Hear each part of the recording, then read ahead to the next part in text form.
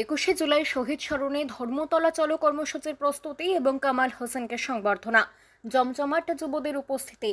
আজ জঙ্গিপুর সাংগঠনিক জেলা তৃণমূল যুব কংগ্রেসের নির্দেশে এবং শামশেরগঞ্জ ব্লক তৃণমূল যুব কংগ্রেসের উদ্যোগে চাচণ্ড অঞ্চলে আয়োজিত হল 21শে জুলাই শহীদ দিবস উপলক্ষে ধর্মতলা চলো কর্মসূচির প্রস্তুতি সভা।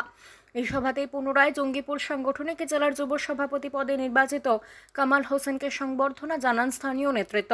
সভায় উপস্থিত ছিলেন ব্লকের ভারপ্রাপ্ত যুব সভাপতি আসিফ ইকবাল, অঞ্চল নেতৃত্ব সহ ব্লক এবং জেলা স্তরের একাধিক যুব নেতা। সভায় উপস্থিত যুবকর্মীদের স্বতঃস্ফূর্ততা এবং উৎসাহ ছিল চোখে পড়ার মতো।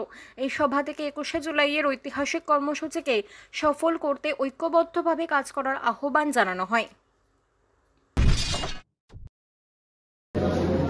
দেখুন, আজকে শামশেরগঞ্জ বিধানসভার শামশেরগঞ্জ ব্লকের চাচণ্ড অঞ্চলে তৃণমূল যুব কংগ্রেসের 21শে জুলাইকে সামনে রেখে একটা প্রস্তুতি সভার আয়োজন করা হয়েছে এবং এই ব্লকের যিনি বর্তমান তৃণমূল যুব কংগ্রেসের দায়িত্বে রয়েছেন বা আসিফ ইকবাল ইতিমধ্যেই অলরেডি দুখানা অঞ্চলে প্রোগ্রাম করেছেন এবং আগামীতে একটা বৃহৎ লম্বা শিডিউল তাদের আছে 21শে জুলাইকে সামনে রেখে।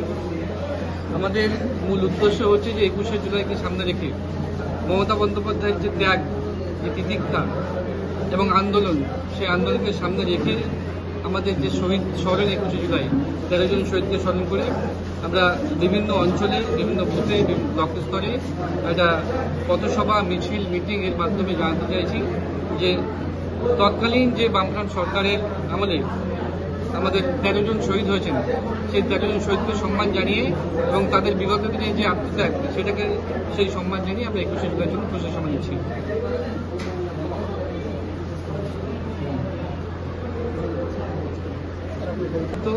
তথা দেখতেই পাচ্ছেন একটা আঞ্চলিক প্রোগ্রামে তৃণমূল যুব কংগ্রেসের কতটা উদ্যম এবং উৎসাহের সঙ্গে এখানে হাজির হয়েছে। এই সভা থেকে প্রমাণিত হয় যে শামশেরগঞ্জে আগামী যে নির্বাচন রয়েছে, আমরা ইতিপূর্বে লোকসভা নির্বাচন পেরিয়েছি, পঞ্চায়েত নির্বাচন পেরিয়েছি, আগামীতে সামনে যে বিধানসভা রয়েছে সেই বিধানসভা নির্বাচনে শামশেরগঞ্জ বিধানসভায় তৃণমূল কংগ্রেসের জয় জয়কার হবে, মমতা বন্দ্যোপাধ্যায়ের জয় জয়কার হবে এবং শামশেরগঞ্জ বিধানসভা তৃণমূলের দখলে ছিল এবং আছে এবং আগামীতেও থাকবে। কামাল হোসেন, জেলা যুব।